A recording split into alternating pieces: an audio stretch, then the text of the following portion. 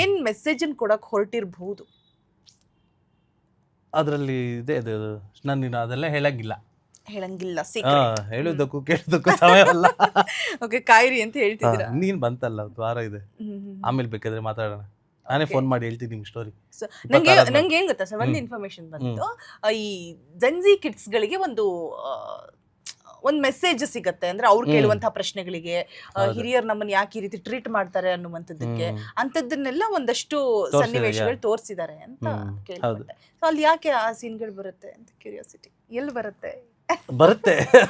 Cinema ಬರುತ್ತೆ, cinema ನೋಡಿದಾಗ ಬರುತ್ತೆ. Okay, super. ಅಂದ್ರೆ ಒಟ್ಟಿನಲ್ಲಿ ಏನು ಹೇಳಲ್ಲ. ಕೆಲವೊಂದಷ್ಟು ಕಮೆಂಟ್ಸ್ಗಳು ಬಂದಂತಹ ಸಂದರ್ಭದಲ್ಲಿ ಯಶ್ ಈ ರೀತಿಯಾಗಿ ನಾವು ನೋಡ್ತೀವಿ ಅಂತ ಅನ್ಕೊಂಡಿರ್ಲಿಲ್ಲ, ಬಟ್ ಯಶ್ ಅವರು ಅದಕ್ಕೆ ಖಡಕ್ಕಾಗಿ ಉತ್ತರನೇ ಕೊಟ್ಟಿದ್ದಾರೆ. ಮೊನ್ನೆ ಈವೆಂಟ್ ಅಲ್ಲಿ ಕನ್ನಡಿಗರು ತಲೆ ತಗ್ಸುವಂತಹ ಕೆಲಸವನ್ನ ಮಾಡಲ್ಲ ಅಂತ ಹೇಳ್ಬಿಟ್ಟು. ಬಟ್ ಆದ್ರೂ ಕೂಡ ಕೆಲವೊಂದು ಸನ್ನಿವೇಶಗಳು, ದೃಶ್ಯಗಳನ್ನ ನೋಡಿದಂತಹ ಸಂದರ್ಭದಲ್ಲಿ ಯಾಕೆ ಈ ಸೀನ್ ಅವಶ್ಯಕತೆ ಇತ್ತ ಅನ್ಸುವಂಥದ್ದು ಕೂಡ. ಯಾವ ಸೀನ್ ಬಗ್ಗೆ ಮಾತಾಡ್ತಿದ್ದೀರಾ? ಅಂದ್ರೆ ಸಿಕ್ಕಾಪಟ್ಟೆ ಒಂದಷ್ಟು ಏನು ಕಮೆಂಟ್ಸ್ ಬರ್ತಾ ಇದೆ, ನೆಗೆಟಿವ್ ಕಮೆಂಟ್ಸ್, ಆ ಸೀನ್ಸ್ ಬಗ್ಗೆ. ಅದು ಸಿನಿಮಾ ನೋಡಿದ್ರೆ ಗೊತ್ತಾಗುತ್ತಲ್ಲ ನಿಮ್ಗೆ ಯಾಕೆ ಅಂತ. ಅಲ್ಲ ಸರ್, ನನಗ್ ಬೇಡ, ಅಭಿಮಾನಿಗಳು ಅನ್ನೋದಕ್ಕಿಂತ ಈ ಹೆಚ್ಚಾಗಿ ನೆಗೆಟಿವ್ ಕಮೆಂಟ್ಸ್ ಮಾಡ್ತಾ ಇದಾರೆ. ಈಗ ಸಿನಿಮಾ ತರ ಮಾಡ್ಬೇಕಾ, ಇಲ್ಲ ನಿಮಗೆ ಇಷ್ಟ ಆಗೋ ತರದ ಸಿನಿಮಾ ಮಾಡ್ಬೇಕಾ, ಆ ತರ ಒಂದು ಇದಿದೆ ಐಡಿಯಾಲಜಿ. ಇವಾಗ ನಮ್ಮ ತರ ಇರಕ್ ಬಿಡ್ತೀರಾ, ಇಲ್ಲ ನಿಮ್ ತರ ಆಗೋ ತರ ಬಿಡ್ತೀರಾ ಅನ್ನೋ ತರ ಇರುತ್ತೆ. ಸೊ ಈ ಸಬ್ಜೆಕ್ಟೇ ತುಂಬಾ ಚಾಲೆಂಜಿಂಗ್ ಆಗಿದೆ. ಯಾಕಂದ್ರೆ ಅದೇ ಹೇಳ್ಬಾರ್ದು, 26ಕ್ಕೆ ಹೇಳ್ತೀನಿ.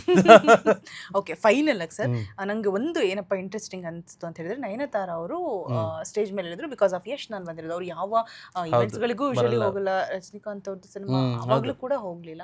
ಸೊ ಅದೊಂದು ಇಂಟ್ರೆಸ್ಟಿಂಗ್ ಅನಿಸ್ತು. ಅದಾದ್ಮೇಲೆ ಇನ್ನೊಂದೇನಪ್ಪ ಅಂತ ಹೇಳಿದ್ರೆ, ಗೀತು ಮೋಹನ್ ದಾಸ್ ಅವರು ತುಂಬಾ ಭಾವುಕರಾದ್ರು ಸರ್ ವೇದಿಕೆ ಮೇಲೆ. ಸೊ ಅದೊಂದು ಅಂದ್ರೆ ಯಾರು ನಂಬಿ ಮುಂದೆ ಬರ್ತಾ ಇರ್ಲಿಲ್ಲ, ಯಶ್ ಅವ್ರು ನಂಬಿದ್ರು. ಯಾಕೆ ಆ ಮಾತನ್ನ ಹೇಳಿದ್ರು? ಮತ್ತೆ ನಮ್ಮ ತಮಿಳ್ ವರ್ಷನ್ ಎಲ್ಲ ಬರ್ದಿರೋ ನಯನತಾರ ಅವರ ಹಸ್ಬೆಂಡ್ ವಿಘ್ನೇಶ್ ಇವರೇ ಬರ್ತಿದ್ರು. ಸೊ ಅವರು ಅಲ್ಲಿ ಯಶ್ ಸರ್ ಜೊತೆ ತುಂಬಾ ಚೆನ್ನಾಗಿದ್ರು ಅಲ್ಲಿ. ಯಾಕಂದ್ರೆ ಅವರು ಈಸ್ ಅ ಬಿಗ್ ಡೈರೆಕ್ಟರ್ ಅಲ್ಲಿ. ಸೊ ತರ ಫ್ಯಾಮಿಲಿ ತರ ಬಾಂಡಿಂಗ್ ಆಗಿತ್ತು ಅವ್ರದ್ದೆಲ್ಲ. ಹಂಗಾಗಿ ನಯನತಾರ ಅವ್ರು ಬಂದಿರ್ತಾರೆ. ಮತ್ತೆ ತಬಾಯಿ ಸಾಂಗ್ಗಂತೂ ಸಿಕ್ಕಾಪಟ್ಟೆ ಏನೆಲ್ಲ ಕಮೆಂಟ್ಸ್ ಬಂದಂತ ನಿಮ್ಗೆ ಗೊತ್ತಿರ್ಬೋದು. ಬಟ್ ಅದೆಲ್ಲದಕ್ಕೂ ಕೂಡ ಯಶ್ ಅವರು ಒಂದೇ ಮಾತಲ್ಲಿ ನಾನು ಹೇಳ್ದಾಗ ಇವೆಂಟ್ ಅಲ್ಲಿ ಉತ್ತರ ಕೊಟ್ಟರು. ಅಂಡ್ ಇನ್ನೊಂದು ಮಾತು ಹೇಳಿದ್ದಾರೆ ಸರ್, ಆಪ್ಕಿ ಅದಾಲತ್ ರೀಸೆಂಟ್ ಆಗಿ ಶೋನಲ್ಲಿ. ಏನಪ್ಪಾ ಅಂದ್ರೆ ಕಿಯಾರಾ ಅವ್ರನ್ನ ನಾನು ಒಂಥರ ಬಾಡಿ ಗಾರ್ಡ್ ಆಗಿ ಇದ್ದೆ ಕಿಯಾರಾ ಅವರಿಗೆ, ಬಿಕಾಸ್ ಶಿ ಇಸ್ ಪ್ರೆಗ್ನೆಂಟ್ ಅಂತ ಹೇಳ್ಬಿಟ್ಟು. ಸೊ ನಿಜವಾಗ್ಲೂ ಆ ಹೀರೋ ಸ್ಥಾನದಲ್ಲಿರೋರು, ಅಷ್ಟು ದೊಡ್ಡ ಸ್ಥಾನದಲ್ಲಿರೋರು, ನಾನು ಅವ್ರಿಗೆ ಬಾಡಿ ಗಾರ್ಡ್ ತರ ಇದ್ದೆ ಅಂತ ಹೇಳೋ ಮಾತೇ ದೊಡ್ಡದು ಅಂತ. ಪ್ರೊಟೆಕ್ಷನ್ ಅಂದ್ರೆ ಹೀರೋಯಿನ್ ಅಂದ್ರೆ ಎಲ್ರು ಬರೀ ಬ್ಯಾಡ್ ಆಗಿ ಮಾತಾಡ, ಯಾರು ಗುಡ್ ಥಾಟ್ಸ್ ಇರಲ್ಲ.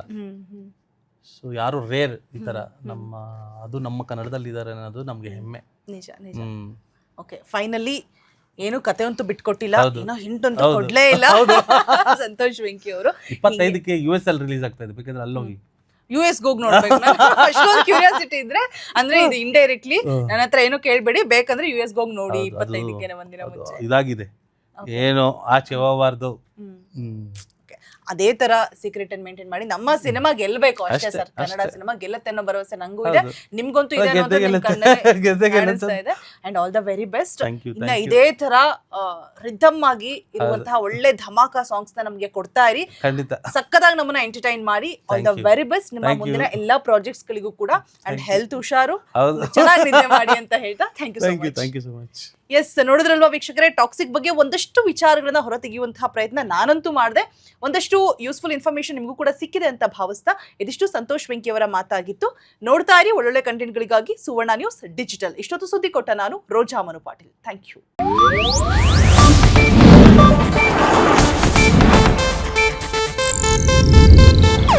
ಇದು ಏಷ್ಯಾನೆಟ್ ನ್ಯೂಸ್ ನೆಟ್ವರ್ಕ್ ಪ್ರಸ್ತುತಿ.